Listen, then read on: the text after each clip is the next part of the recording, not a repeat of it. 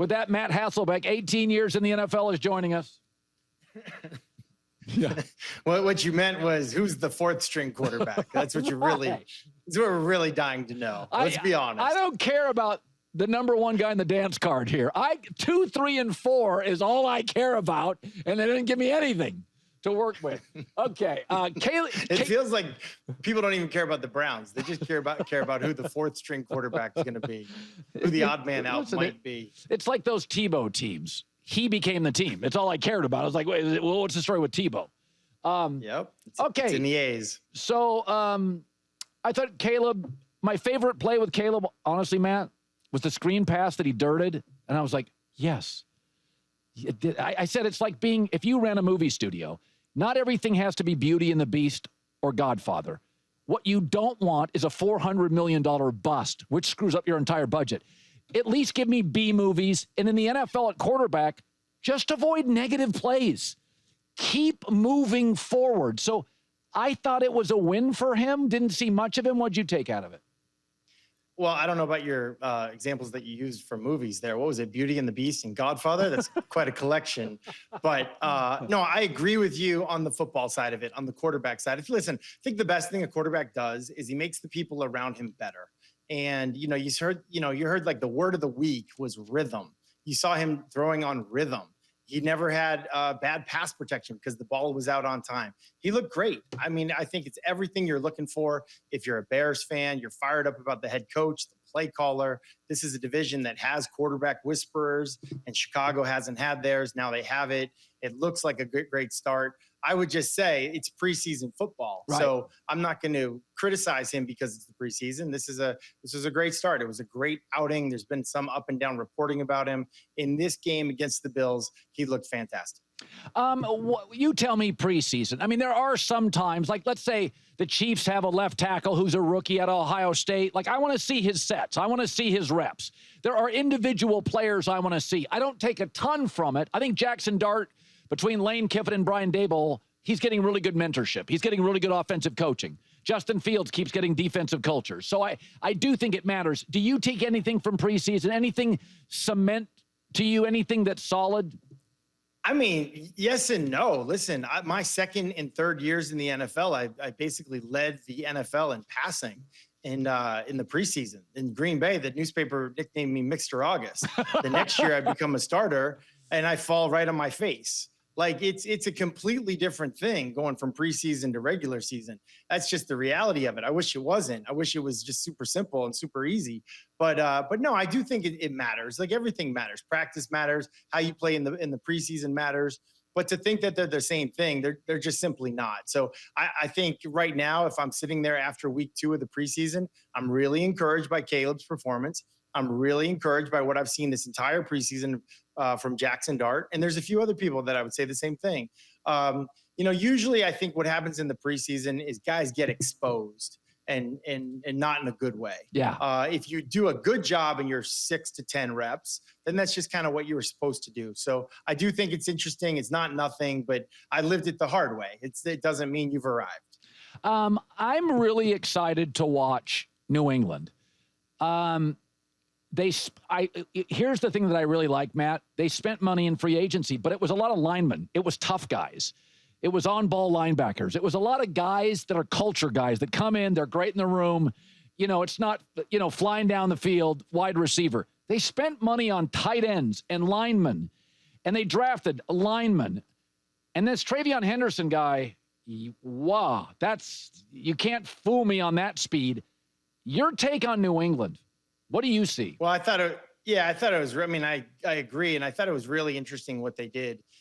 They drafted with their early picks, first round, second round, third round, like all that kind of stuff on the offensive side of the ball. And, they went and got a kicker as well. But like they were all offense to kind of grow up together with Drake Maye. And then in free agency, they spent a ton of money on the defensive side of the ball. Milton Williams, Carlton Davis, like guys that were vets, that were pros. So they've got this like real veteran team that can maybe help carry a young quarterback till he kind of gets going. But I think they hit a home run with the left tackle, Will Campbell. I think they hit a home run with Travion Henderson. Like you mentioned, he's incredible. All you hear in New England is them talk about his speed, his work ethic, all that kind of stuff. And then I think they're hoping that Kyle Williams comes on as as a third round shock, kind of like I don't want to say a surprise, but an Elliott Wolf pick that would remind you of a Ron Wolf pick. So I think in New England, a team that only won 4 games last year, I think there's a lot of excitement. What they're talking about right now is like, hey, if someone were to offer us a great player, we would give up a first-round draft pick. That sounds like a team to me that thinks that they're close to, and maybe even this year, getting back to the playoffs. Yeah, I'm watching a Travion Henderson kick return. That kid can move. Pretty awesome. And it's the first time he touched the ball too. Like he scored, he took it to the house on a kickoff return, and everyone in New England, I think they're kind of like, yep, it's kind of what we thought we were seeing in practice every day. Yeah. I said a lot of times in the preseason, you see backups, but I picked Seattle to win their division. And my take is they've had 3 straight drafts, 3 drafts in succession. I loved all of them. I love college football, and they've all panned out. I mean, now some guys have been dinged up, but then they go get Gray Zabel, this interior lineman. He's been a monster in the preseason. Darnold fits. I don't know. I do think sometimes you can say to yourself, man, we've had a good camp. Our young guys have played really well. There's a certain symmetry. Like, I watch Seattle, and you know them well. I see something. I think in that division, I mean, the Niners are getting old. The Rams with Stafford. Do we trust Kyler Murray? Where are you on Seattle? Well, I think the word for me in Seattle is identity. Mike McDonald finally has the identity that he's looking for on this team, and specifically offensively. They've gone and, brought in Clint Kubiak from New Orleans, who's running that Kyle Shanahan style of offense with a fullback in the backfield, run game. Everything's predicated off the run game, run action game. Even the throws are run actions for the offensive linemen. It gives great pass protection for the quarterback because you can't get a sack on a running play. So when the D-line feels a run, they play the run. And it just, I think this last preseason game, people are pinching themselves. Like, this is the best the Seahawks have looked in the preseason in a long while. So it is preseason, but I think you see like getting rid of Tyler Lockett, DK Metcalf, you're scratching your head. And then you're saying to yourself, like, what's the plan? Well, the plan is to be a physical, be the hammer, not the nail kind of a run game, and call more runs than passes, and then play great defense. Last year, the Seahawks didn't make the playoffs, but they were a top 10 defense in the NFL. And I think they're looking to and expecting to take a jump again this year. So Stafford's not taking snaps. He's banged up. They have Terrence Ferguson. They have a new tight end. They have Devontae Adams. They have a new running back. Maybe it doesn't matter. Does it matter that he's just not going to take any snaps of consequence in the preseason? Does it matter at all for him? No, it doesn't matter that much. But listen, I'm super concerned. Like I mentioned the last time I talked to you, Colin, like, this is a big deal. Like, he's 37 years old. He's got a back injury. The team doesn't know. Nobody knows. I don't think he knows. Even watching him go out to practice today, he's ginger. He's careful. He's measured. He's not cutting it loose. And like, I've been there. Like, you don't know for sure yourself. And I would just say, like, just for myself going through my own situation, like, when it was a controlled environment, I could fake it. I could get through. I could make all the throws. I could do everything I needed to do. But then all of a sudden, like, DeMarcus Ware makes an inside pass move, and then like now what? Like, that's a problem with tackle football. So if the Rams are playing 7-on-7 this year, I wouldn't be worried about it. The fact that it's tackle football, this is a huge concern for me. So years ago, we'll end with this. Years ago, Bill Parcells said, don't draft the celebrity quarterback. Well, Arch Manning's a celebrity. Get over it. Cam Newton was a celebrity. Like, that ship has sailed. College football's got, 9 million, 12 million viewers on a Saturday. They're all celebrities. They're NIL. They're getting paid. But I still think this holds true. You don't want a celebrity backup quarterback. You don't want Tim Tebow, Kaepernick, Cam. And the Shedeur thing is starting to feel like, to me, he's going to be a celebrity backup, meaning that if he's, people are going to watch him, and maybe unfairly, on all his interviews, how he handles it.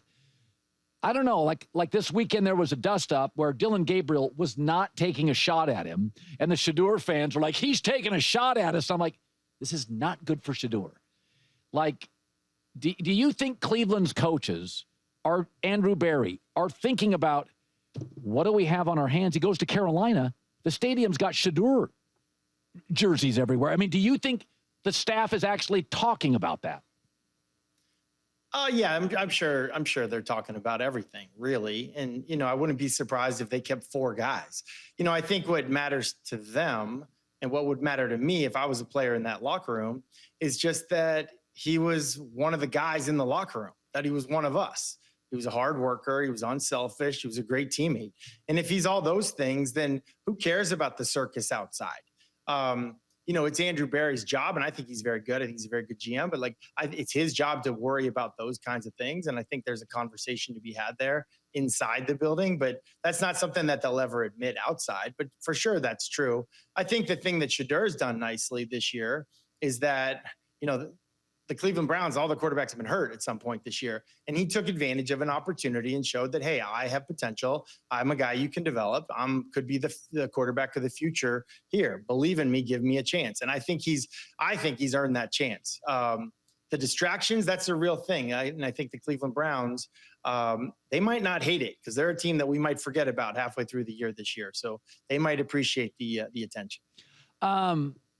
I was thinking about this with Jaxson Dart. He's gone Lane Kiffin into Brian Dable. And I said, when you're 18, 20, 21, 22 years old, I can remember my early broadcasting mentors or my early broadcasting bosses. I think once you're older, once you're a 35-year-old quarterback, Brady knows what he likes. Brady knows what he doesn't. Same with Mahomes. You get to a point where coaching is important, but I know what I am. I know what I can do.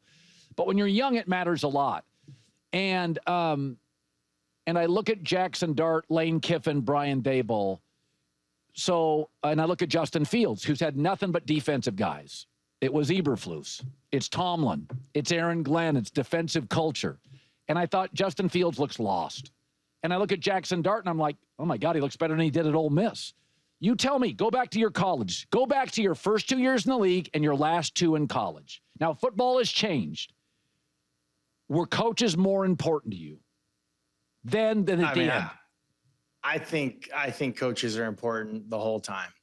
I think Tom Coughlin was my first head coach in college at Boston College. He was incredible. My first head coach in Green Bay was Mike Holmgren. Andy Reid was the quarterback coach. I think they're incredible. Near the end of my career, I hear what you're saying. My quarterback coach, my coordinator, they were all younger than me. That is weird. That's a different thing.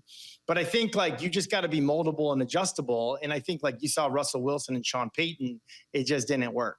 Now all of a sudden Sean Payton with a younger, moldable kind of coach, I'll do it however you want it. And Bo Nix, it works. So it is interesting to see what will happen with some of the older guys. Russell Wilson as an example. I do think Russell Wilson will be the starting quarterback in New York. I think he should be. But Jaxson Dart is definitely the quarterback of the future. The question is, will that be this year or will that be in a year? But no, I think that the quarterback coach relationship is really, really important. I just would be careful to say it's a one size fits all type of thing. Tom Brady and Bill Belichick, clearly it worked, and it worked for a long time. By the way, give me one Tom Coughlin story when you're at BC, because I remember Tom Coughlin, I could be wrong on this, but at the time, didn't BC beat Notre Dame? I swear to God, they beat Notre Dame. Give me a Coughlin story. That was my freshman year. Well, I'll just tell you a quick one. He brought in 2 quarterbacks my freshman year, and he said, okay, whoever's better gets to stay at quarterback. The other guy moves to tight end. So I get moved to tight end. I get moved to tight end for 2 days. Tight ends coach sends me back. He's like, Coach, Tom, I can't do anything with this guy. And, the guy they moved to tight end. So they moved the other quarterback to tight end, and he got drafted before I did in the 98 draft to the New York Giants. So it kind of worked out for both of us. But that threat was real. And Tom Coughlin, I still get a little bit intimidated when I hear his name even today. That is so funny. Oh, I love you. Matt Hasselbeck, great stories as always. Appreciate it, bud. All right. See you, Colin.